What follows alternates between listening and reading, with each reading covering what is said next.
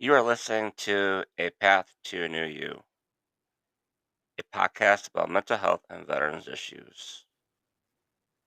In today's episode, I want to talk about stress. Did you know April is Stress Awareness Month? April is recognized as National Stress Awareness Month to bring attention to the negative impact of stress. Managing stress is an essential component of a healthy lifestyle. So, everybody has stress, right? You know, some people have more stress than others. Some stress is okay. Too much stress can actually affect your body. It can affect your heart, your mind, and it can pretty much, like I said, it can affect everything: your mind, your heart, your mental.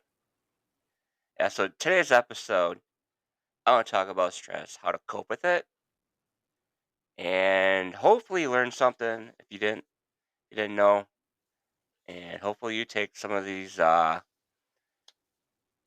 suggestions and use them, and maybe it'll help you out a little bit. First of all, we want to know how our stress affects our bodies. The Work Life Balance Act, your work, your life, balancing it definitely helps with managing stress.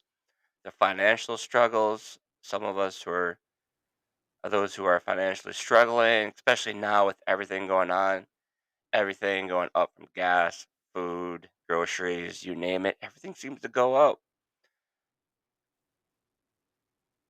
This, with all these struggles, stress shows up often.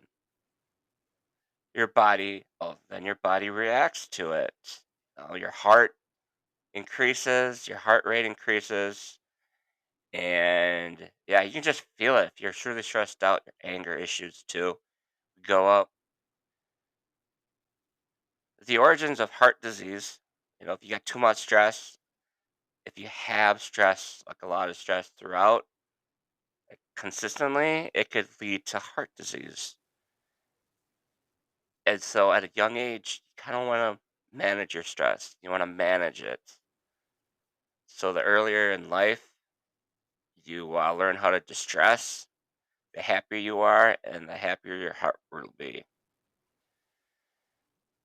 Ongoing stress acts on more than just your heart, like I mentioned. It's also your mind, your nervous system, and your hormones and lungs and gut.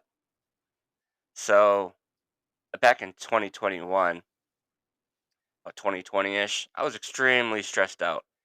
Like every day I was trying to stressed out. I was working a lot. I was overworking. And eventually I got to the point where I was admitted to the hospital. And come to think of it now with all the stress that was going on in my life, I believe that's one of the reasons why I was admitted. My nervous system all of a sudden just broke down because I was just overstressed. Yes, I was working out, but I was doing other things too, trying to maintain it. But it was tough during 2020.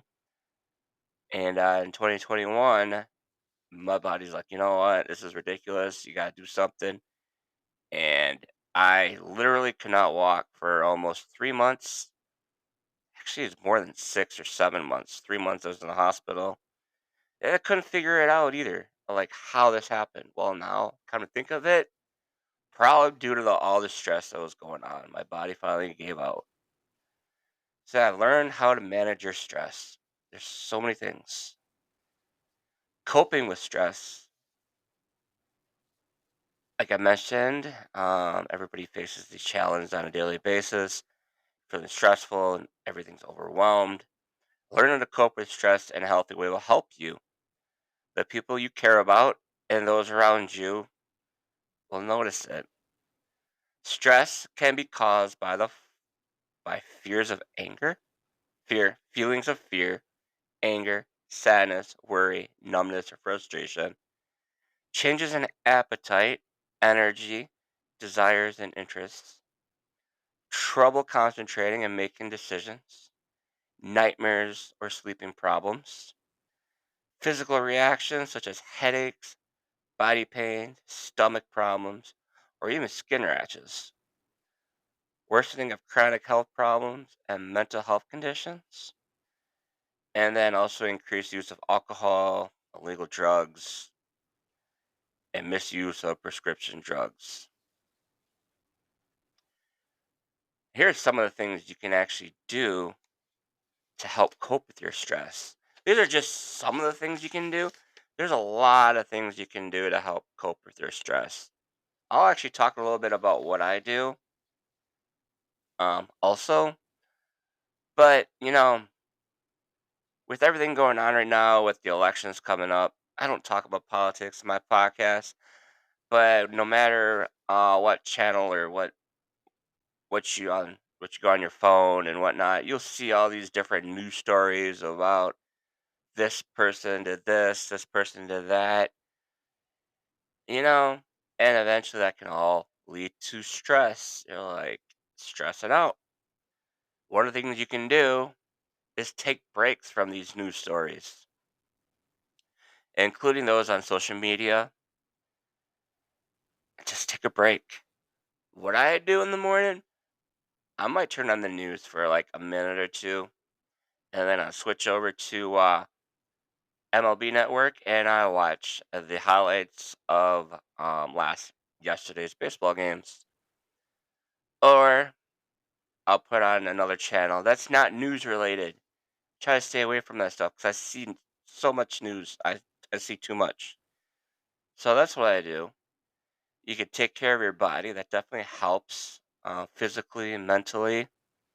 Make sure you eat healthy. Fruits, vegetables, protein, lean protein, whole grains. Um, Limit foods with unhealthy fat, salt, and added sugar. Just eating healthy. I'm starting to eat a lot more healthier than usual. I've added more protein to my daily intake. I'm drinking a lot more water. Also getting enough sleep. Adults need 7 or more hours of sleep per night. Kids need at least 8, 9, maybe 10, depending on how old they are. Um, Move more and sit less. Just get up, walk around, go for a walk, go to the gym. One of the things I use to help with the move more, I have an Apple Watch that tracks my movement, and every now and then, every hour, if I haven't stood up or walked around in an hour, it'll remind me, hey, time to stand up, time to go do something. So I'll get up and I'll walk around for a bit, and then I'll sit down a little bit afterwards. And yeah, it's the Apple. Some of those who have the Apple Watch know what I'm talking about. It's the Apple rings. You get 12 stand ups to close their ring, and then you got the movement calories, and then you got the exercise ring.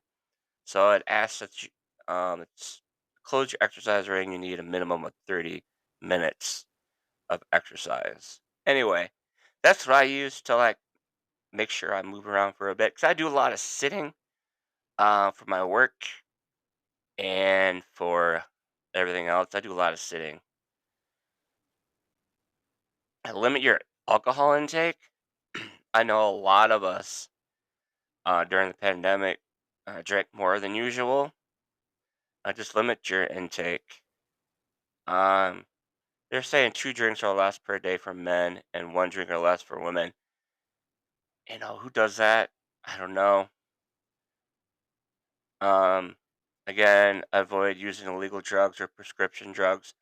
Make sure you don't overdo your prescription drugs. Um, that could be an issue too with your stress. Avoid smoking, vaping, and the use of other tobacco products. Um, Smoking or vaping you may think reduces your stress. It doesn't, and it actually boosts up your heart rate. I've noticed that vaping does and smoking. I used to smoke back in the day. Yeah, that was they call it a stress reliever, which at the beginning it might be, but then it really isn't. Make sure you continue seeing your doctor on a daily or on a yearly basis for like a physical checkup. Make sure you do your tests and screening. The older you are, the more tests and screenings need to be done for like cancer, colonoscopies. Make sure you get all that stuff done. Make time to unwind. What does that mean? Well, it could be meditating, just sitting down in a quiet spot, doing some mindfulness activities. I did talk about mindfulness in an earlier episode of this podcast. If you haven't listened to it, that'd be a great episode to listen to that tells you exactly what mindfulness is. Um, so yeah, take time to unwind, take a few deep breaths, do some stretching, yoga, or meditating. There's apps out there that are some are free, some you got to pay for that you can use for meditating, and there's all different types of meditations out there too. With my Peloton app. Um, so anyway, Peloton is not sponsored by Peloton or anything, but I use it a lot. I use Peloton for everything I do. They have an app and they have meditations there that 10-minute, 5-minute, 20-minute, 30-minute meditations. There's different types of meditations. There's a body scan meditation, which I do a couple times a week. It just focuses on everything through your body and whatnot. So yeah, there's apps out there. You can find stuff on YouTube too that's free. I use meditations for sleeping too, because I used to have like trouble falling asleep. With sleep meditations, I have not had any issues. Um, Also try to do some other activities you enjoy doing. Example would be what I enjoy doing. I I'm a huge baseball fan. Baseball just started, so I watch my games on TV. I go to the games. Another thing I like to do, I enjoy working out. I do at least 30 minutes of workout per day. 5 days a week, I'll do like a stance workout, and the other two, I would do like yoga, meditating, stretching, and all that. So enjoy activities, hobbies, hanging out with friends, connect with other people. There are apps out there um, that actually have different groups. I think an app would be the Meetup app. You find your hobby that you like doing, and I'm sure there's a group of people who do that, who get together a couple times a month or once a month, and you hang out with new people, connect with community-based or faith-based organizations. People go to church. That's another thing you could do. Um, yeah, there's so many. These are just a few of the things you can do to help cope with stress. Again, limit your alcohol intake. That's kind of a big one, you know. So that definitely helps with reducing your stress. So if you have any other questions, you can always contact me. I do have a Facebook page for this podcast called The Path to Near You.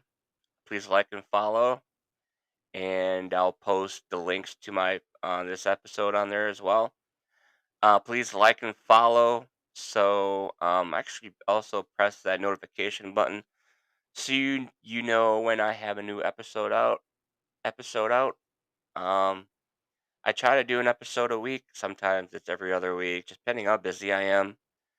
I try to have guests too. If you know someone who specializes in a certain area of mental health, or someone who's a veteran and would like to be on my podcast, please reach out. I'd love to have more guests on my show. Some of you guys, I know some of you don't, enjoy me talking, but I'd like to have someone else like do some of the talking as well, not just me all the time, because I can get kind of boring. Um, I also have a Facebook page for my private practice, New Beginnings Counseling LLC. I've noticed there's another counseling practice out there, New Beginnings Counseling Center. That is not me. I've had some calls recently, and I've let them know. I'm like, yeah, I'm New Beginnings Counseling LLC. I'm a veteran-owned private practice, and you might be looking at for the other practice, New Beginnings Counseling Center. Anyway, um, my podcast is available on most major platforms: Apple Podcasts, YouTube now, the last month and a half, Spotify, um, Amazon Music, Audible, and it's all free to listen to. If you could follow, subscribe, that'd be great. I'd appreciate it. Again, if you could rate and review uh, my episodes as well when if you listen to them, that'd be great. Because I'm trying to improve um my podcast. I think I've had one rate so far. The more people listen, the more they let me know, hey, this is what you could do to improve your podcast. That'd be great. So, um, any suggestions? What topics would you like to listen to know more about? Let me know. Again, I'll post this link onto my Facebook pages as well. And until then, be well, be safe, and take care.